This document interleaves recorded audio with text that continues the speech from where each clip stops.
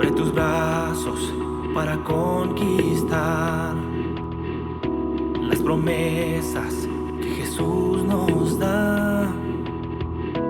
Solo espera y tú verás el milagro que Cristo hará. Un lugar para celebrar la victoria que su sangre nos da. Solo confía y cree en Él, que en familia lo encontrará. Hay un lugar para todos, en familia de Dios.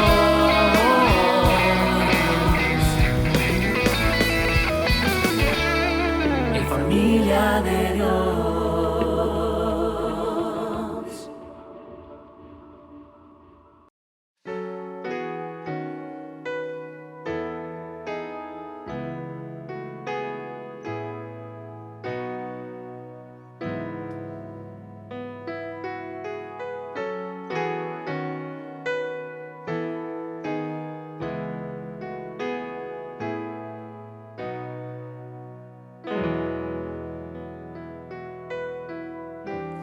Toda gloria y toda majestad, diseñador del universo, desde su trono eterno nos miró y vino aquí como cordero.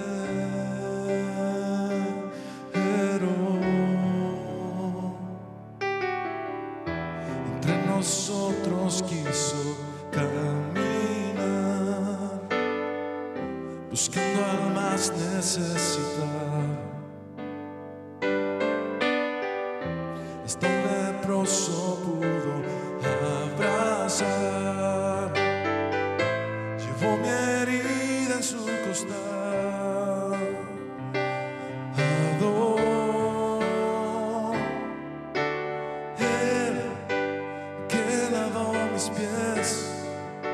Siendo rey, en su mesa me dio de comer, me hizo caminar sobre el mar, el único que quiero adorar.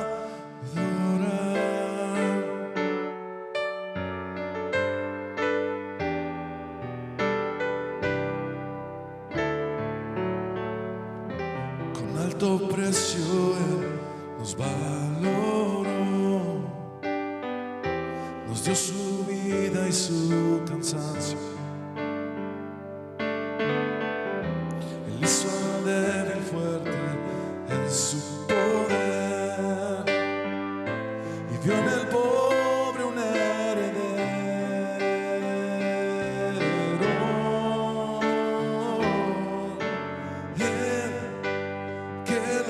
Mis pies, siendo rey, en su mesa me dio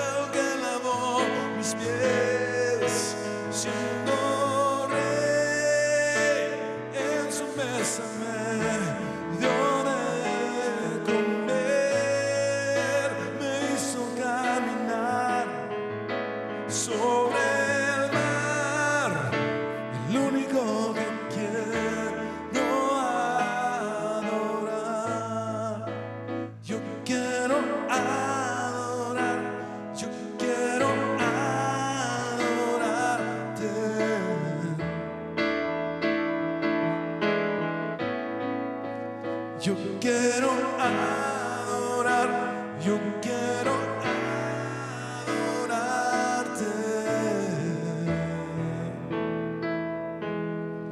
Jesús.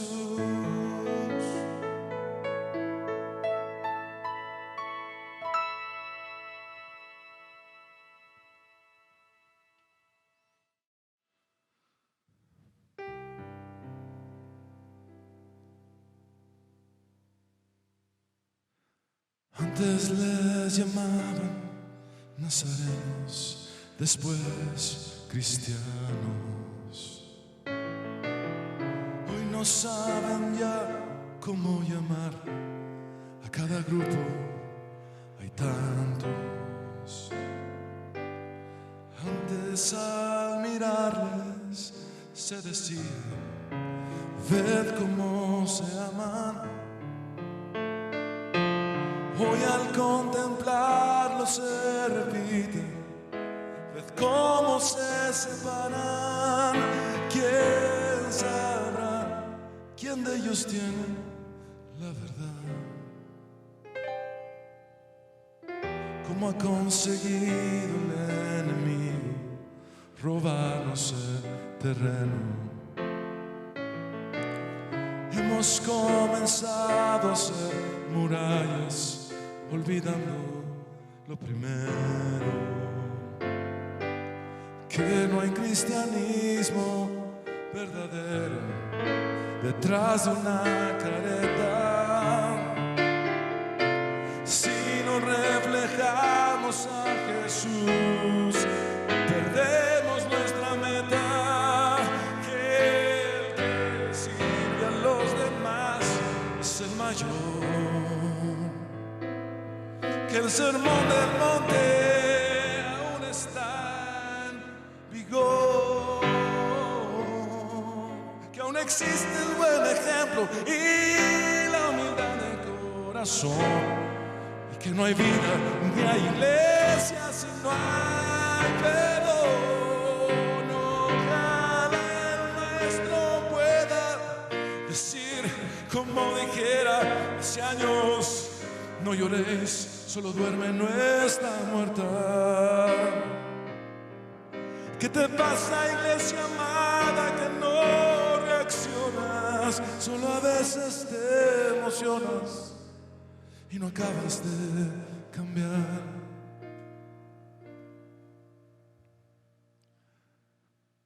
Antes tenían todo en común y oraban en la noche. Hoy compiten por saber quién tiene mejor casa y mejor coche. Antes morían abrazados en la arena del circo romano. Hoy discuten si al orar hay que alzar o no las manos. Unos creen en profecías y otros no. Unos predican la fe y otros el amor. Uno habla en lenguas y otro presume de virtud. Y el mundo muere, muere, muere sin ver la luz. Ojalá el maestro pueda decir como dijera hace años, no lloréis, solo duerme, no está muerta. ¿Qué te pasa, iglesia amada, que no reaccionas? Solo a veces te emocionas y no acabas de cambiar.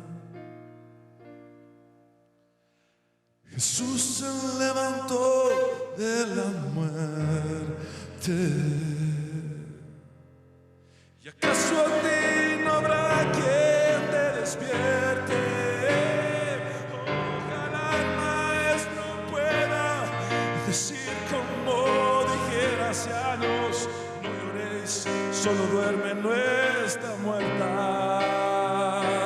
¿Qué te pasa, iglesia amada, que no reaccionas? Solo a veces veces te emocionas y no acabas de cambiar.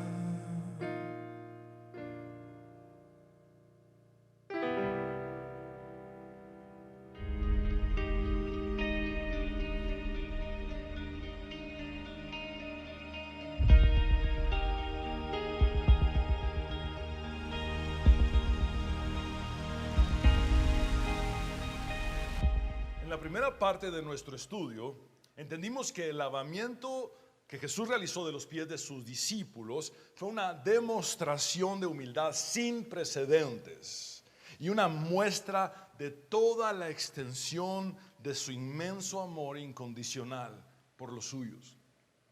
En Jesucristo, Dios se hizo hombre y el Rey soberano se hizo un sirviente. Es importante recordar las palabras de Gary Butler. Cuando Dios hace para el hombre el trabajo de un esclavo, eso es amor. Aún así, Jesús no estaba más que prefigurando su acción final de servicio al hombre, la cruz. En la segunda parte de nuestro estudio nos acercamos al diálogo de Jesús con Pedro y comprendimos que el lavamiento de los pies realizado por el Señor fue un símbolo de limpieza salvadora. Este representó anticipadamente su obra expiatoria en la cruz, donde con su sangre derramada perdonaría nuestros pecados y nos limpiaría de toda nuestra maldad. Es trascendental que rememoremos el comentario de Bruce Milne al respecto. Como Pedro, mientras imaginemos que podemos arreglárnoslas sin la limpieza de Cristo, no podemos ser salvos. El orgullo debe perecer. Somos pecadores imposibilitados a quienes ninguna cantidad de buenas obras, ejercicios religiosos o ministerios cristianos pueden expiar. Solo la sangre de Cristo puede salvarnos. Su sacrificio ofrecido por nosotros en la cruz y recibido mediante un acto de fe simple y personal. Así que venimos a Cristo y le permitimos que nos lave. Literalmente, no hay pecado que no pueda limpiar de esta manera. Toda culpa puede ser perdonada, incluso los pecados que nos daría vergüenza admitir ante cualquier otra persona. En esta ocasión, en la tercera y última parte de nuestro estudio, comprenderemos que el lavamiento de los pies es también un modelo de conducta cristiana. Y ese es el título de este mensaje, un modelo de conducta cristiana. Hoy vamos a estudiar los versículos del 12 al 17 y dice así el texto sagrado: en el nombre del Padre, del Hijo y del Espíritu Santo. Después de lavarle los pies, Jesús tomó su manto, volvió a la mesa y les dijo: ¿saben lo que he hecho con ustedes? Ustedes me llaman maestro y Señor, y dicen bien, porque lo soy. Pues si yo, el Señor y el Maestro, les he lavado los pies, también ustedes deben lavarse los pies unos a otros. Porque les he puesto el ejemplo, para que lo mismo que yo he hecho con ustedes, también ustedes lo hagan. De cierto les digo, el siervo no es mayor que su Señor, ni el enviado es mayor que el que le envió. Si saben estas cosas y las hacen, serán bienaventurados. Este es el punto número 1, la explicación de Jesús. Jesús tenía todavía algo más que enseñarles a sus discípulos. Y obviamente, por extensión, también a nosotros. Y esto implicaría una instrucción sumamente práctica. En la primera parte del versículo 12, Juan nos hace saber lo siguiente: después de lavarles los pies. Esta narrativa del discípulo amado nos lleva a concluir que Jesús lavó entonces los pies de Pedro. Sin embargo, en muy pocas horas, el mismo Pedro que le había pedido a Jesús que le lavara también las manos y la cabeza, lo negaría en 3 ocasiones. Asimismo, queda claro que el Señor lavó los pies de absolutamente todos los demás discípulos, incluyendo los pies de Judas, el traidor. Es crucial notar que Jesús los amó y les lavó los pies, aún sabiendo lo peor de ellos y conociendo lo mejor de sí mismo. Luego, Juan, como el narrador, nos continúa diciendo que Jesús tomó su manto. Por favor, repitan conmigo la palabra tomó.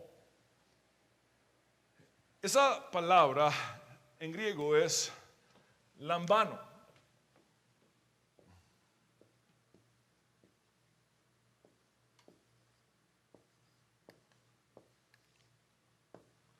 Este verbo se transcribe de esta manera, lambano, y significa tomar.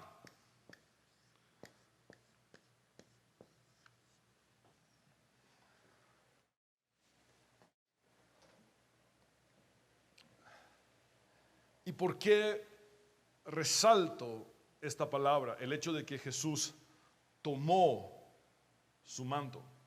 Bueno, aparentemente no solo vemos un símbolo en el hecho de que Jesús haya lavado los pies de sus discípulos, prefigurando su acto de limpieza salvadora en la cruz del Calvario, sino que también parece haber una figura de la resurrección que fácilmente podría pasar por alto si no profundizamos en los detalles del texto.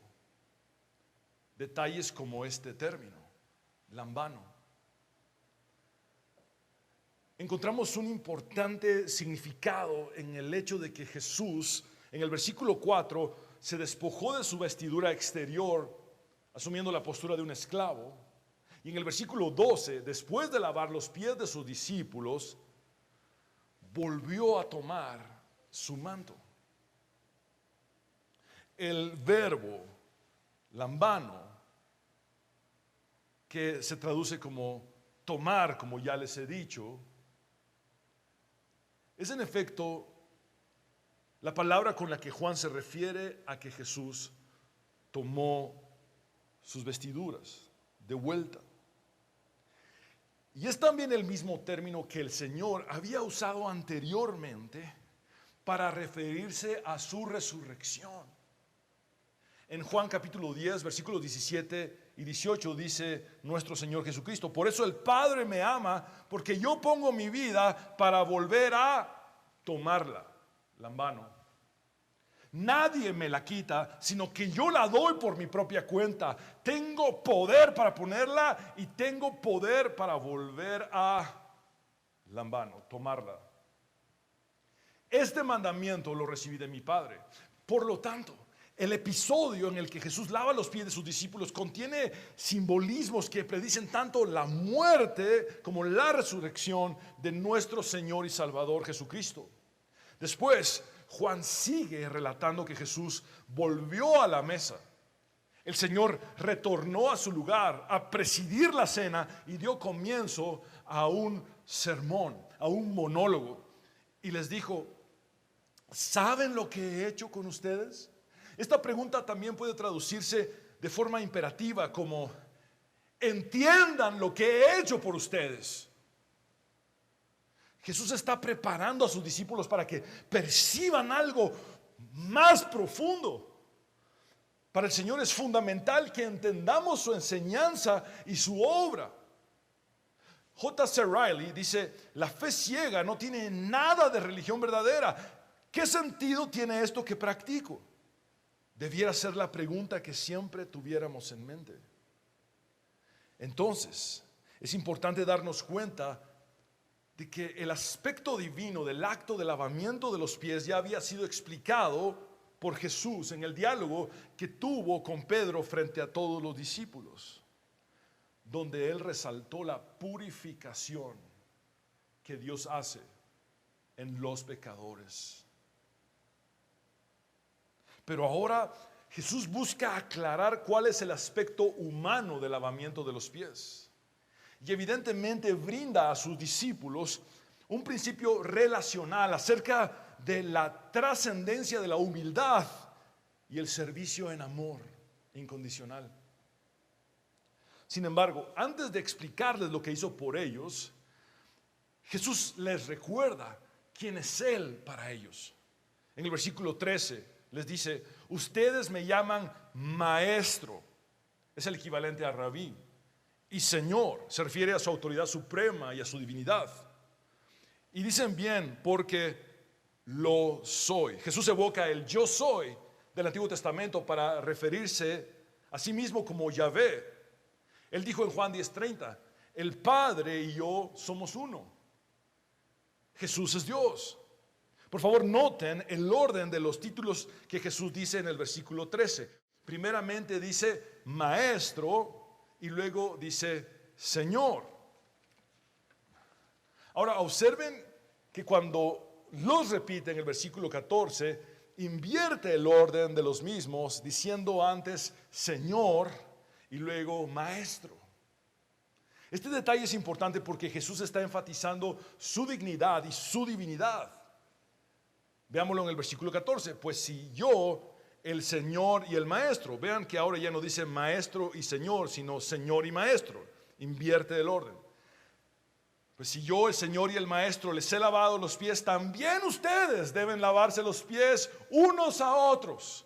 En otras palabras, si yo, que estoy en un nivel más elevado, siendo su Señor y Maestro, realicé por ustedes la labor más humillante y degradante que un esclavo realiza, ¿cuánto más deben hacerlo ustedes por sus semejantes?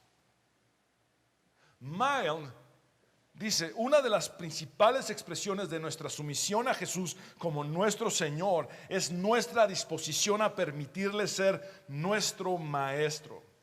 En la práctica, eso significa la sumisión sin reservas de nuestra mente a su verdad, permitiendo que sus palabras, normas, valores, actitudes, mandamientos, ejemplo y enseñanza gobiernen nuestros pensamientos y determinen nuestras convicciones.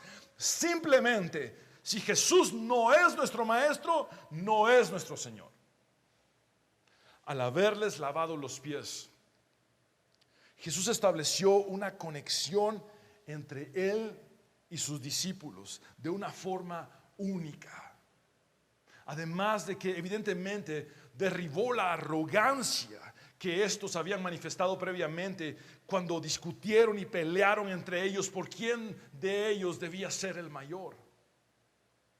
Entonces, luego de demoler el egocentrismo que dividía a sus discípulos, Jesús los exhortó a que comprendieran que al igual que Él había establecido con ellos una conexión cimentada en el servicio humilde y el amor incondicional, ellos debían seguir su ejemplo, relacionándose así los unos con los otros. La arrogancia los dividiría, mientras que la humildad los uniría. Y este es un principio para toda relación. La arrogancia divide, la humildad une. Ya no se trataba de buscar a la manera de este mundo el estar por encima del otro, sino el servir a la manera de Cristo, con mansedumbre, humildad y sencillez de corazón. Y esto nos lleva al punto número 2, el ejemplo de Jesús. Dice el versículo 15: porque les he puesto el ejemplo para que lo mismo que yo he hecho con ustedes, también ustedes lo hagan. Lo que Jesús está mostrándonos es que, como sus discípulos, es absolutamente esencial que primeramente seamos lavados por Él. Pero después de esto, es indispensable que nos lavemos los pies los unos a los otros. Y Jesús deja claro que lo que acaba de hacer tiene un propósito. Y este es exactamente el ser nuestro ejemplo a seguir. Temple dice: sería un privilegio lavar los pies de nuestro divino Señor, pero por desconcertante que parezca, Él insiste en lavárnoslos a nosotros y nos manda que lavemos los pies de nuestro prójimo.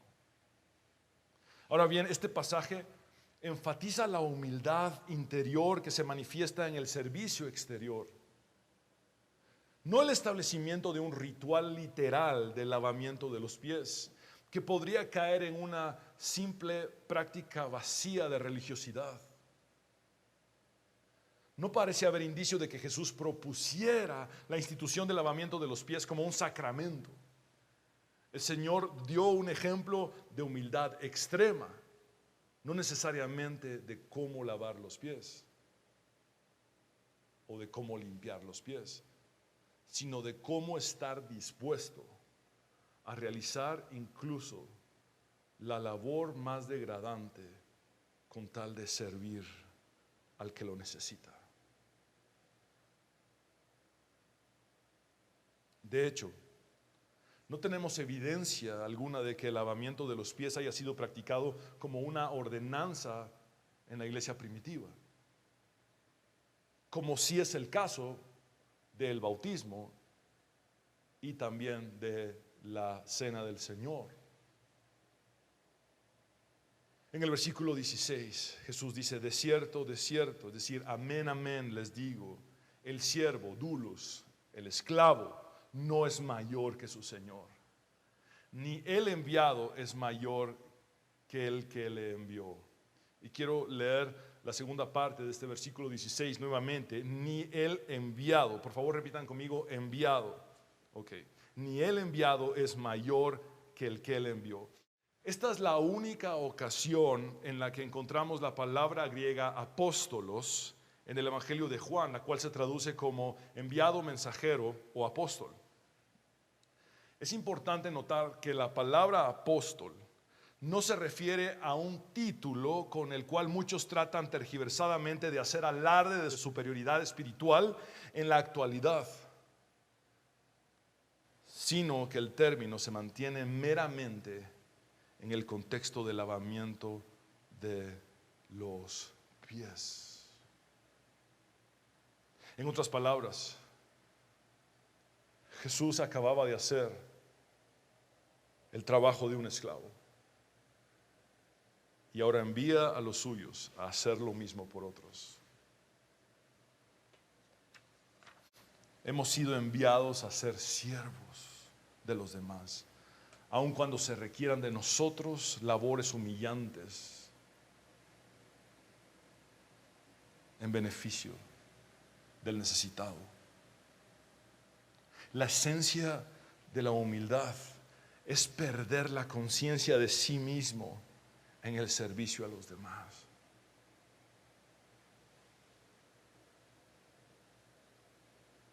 Vivimos en días donde una apariencia de servicio se convierte en una plataforma para buscar protagonismo y fomentar el culto a la personalidad.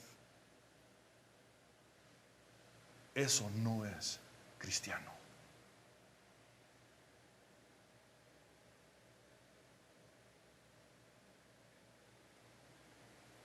Los hombres ven la apariencia, pero Dios mira el corazón. Dios no solo ve lo que hacemos, sino cuál es la motivación de nuestras acciones. En el versículo 17, Jesús dice: si saben estas cosas y las hacen, serán bienaventurados. Por favor, repitan conmigo: bienaventurados. Otra manera de traducir makarioi es felices. Si saben estas cosas y las hacen, serán felices. En el Evangelio de Juan solamente encontramos dos bienaventuranzas. Esta es la primera de ellas, y la segunda se da en el contexto de Jesús resucitado, cuando dice que son bienaventurados todos aquellos que no vieron y creyeron. Ahora bien, en esta primera bienaventuranza del Evangelio de Juan entendemos que la felicidad cristiana viene a través de la obediencia a Jesús y del servicio humilde al prójimo. Hay realización en servir.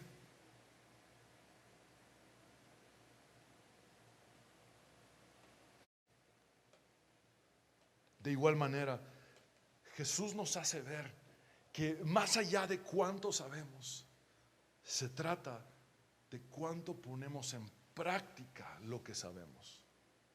Una cosa es saber y otra muy diferente es actuar conforme al conocimiento que se tiene.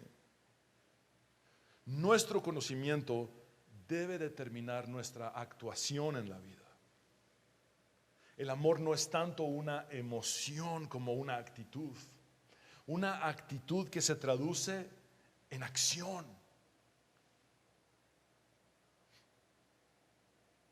El mismo narrador de esta preciosa historia del lavamiento de los pies dice en su primera carta,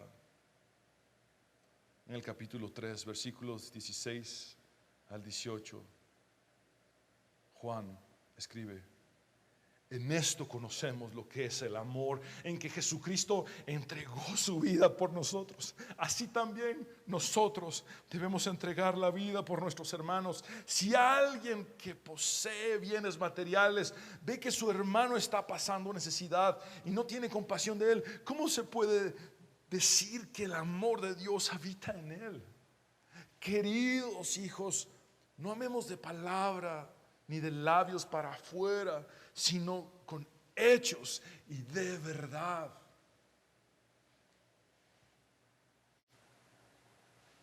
Michaels comenta: el amor puede expresarse en ayuda material, obras de bondad, perdón de los agravios cometidos, protección contra la persecución, incluso muriendo en lugar de otro. Todas las cosas que Dios mismo provee para sus hijos. Esto es lo que Jesús quiere decir al describir el lavado de los pies como ejemplo. Mild dice: la humildad es una virtud cristiana universal que debe expresarse mediante el servicio sincero y sacrificado a los demás en el nombre de Cristo. En otras palabras, nuestras obras humildes de servicio en amor incondicional representan a aquel que nos ha enviado. Él dijo: id por todo el mundo y predicad el evangelio a toda criatura. Una de las formas más efectivas de predicar es no solo diciendo que Dios es amor, sino además mostrando que el Dios de amor que está en nosotros nos lleva a realizar acciones de servicio por los demás. Quiero pedirte con todo mi corazón que oremos juntos un momento.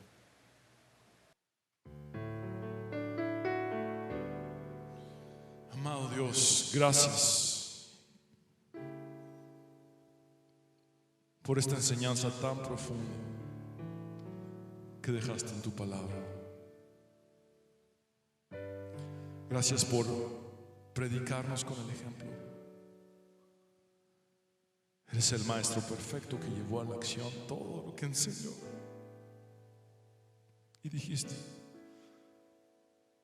no hay un mayor amor que este, que el que uno ponga la vida por los suyos, por sus amigos. Señor, gracias por entregar tu vida, porque siendo Dios te vaciaste a ti mismo, te despojaste y siendo hombre derramaste tu vida hasta la muerte. Gracias por buscar a los perdidos.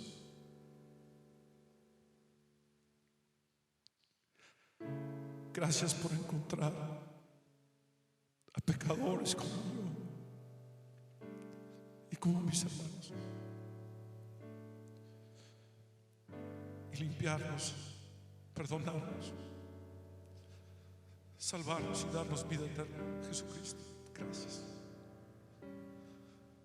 Ahora te pedimos que podamos entender que hemos sido llamados a ser como tú.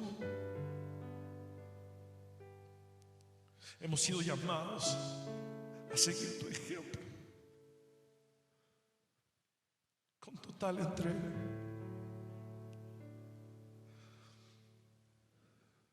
¿Cuánto necesitamos cambiar? ¿Cuánto necesitamos reconocer que hemos sido egoístas, que hemos sido egocéntricos y que necesitamos tu humildad en nosotros?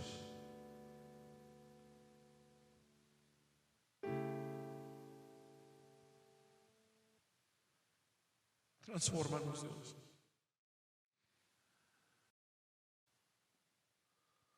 Renuévame, Señor Jesús. Ya no quiero ser igual.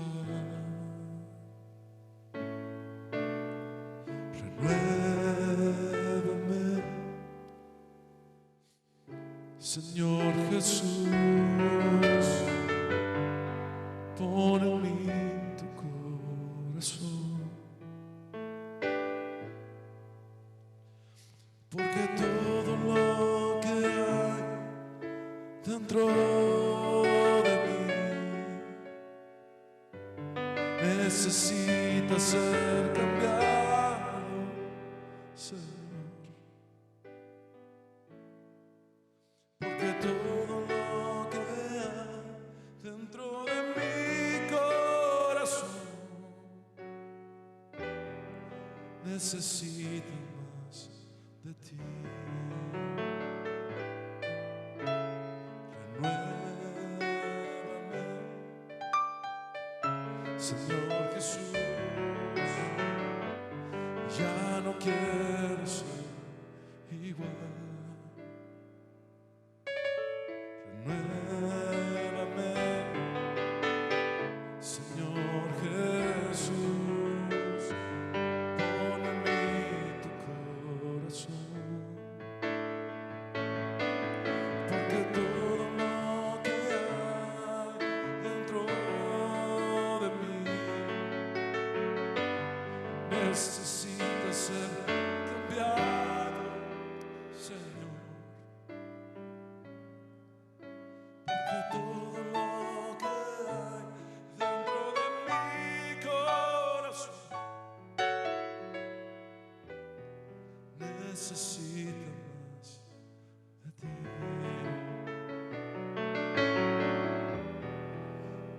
Necesita más de ti.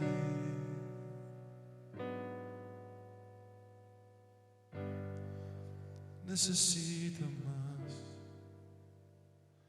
de ti.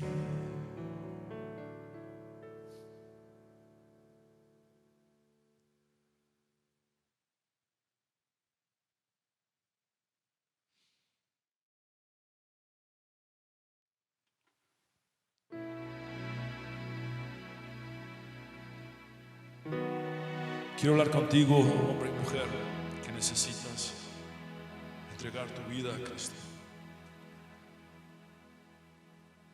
Te invito a hacer lo que Pablo nos enseña en Romanos. Debemos creer con todo nuestro corazón y confesar con nuestros labios que Jesús es el Señor. Habla con Dios como nunca antes lo has hecho y repite conmigo esta oración de fe.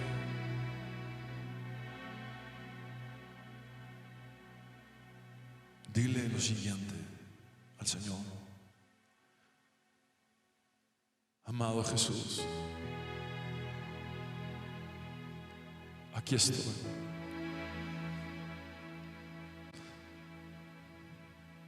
Te necesito.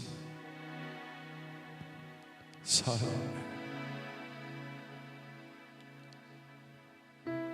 Reconozco que soy pecador, pero también sé que con tu muerte en la cruz has perdonado mis pecados y me has limpiado de toda mi maldad. Creo en tu resurrección al tercer día y que tu victoria sobre la muerte me garantiza que al creer en ti recibo el regalo de la vida eterna. Hoy sé que el que tiene al Hijo tiene la vida,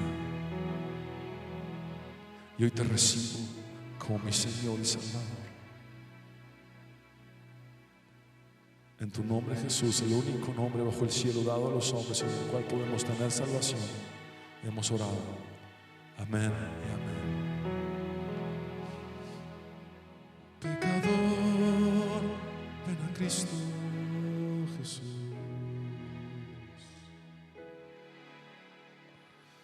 Y feliz para siempre serás.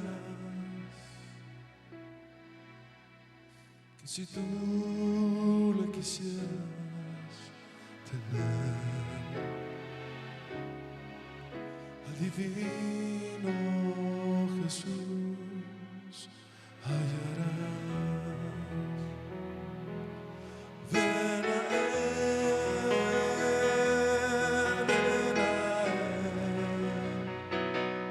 que te espera tu buen Salvador. Ven a Él,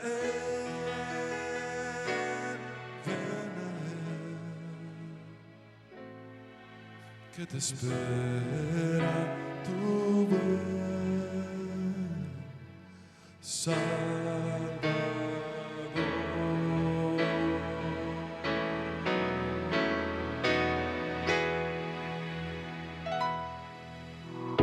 Abre tus brazos para conquistar las promesas que Jesús nos da. Solo espera y tú verás el milagro que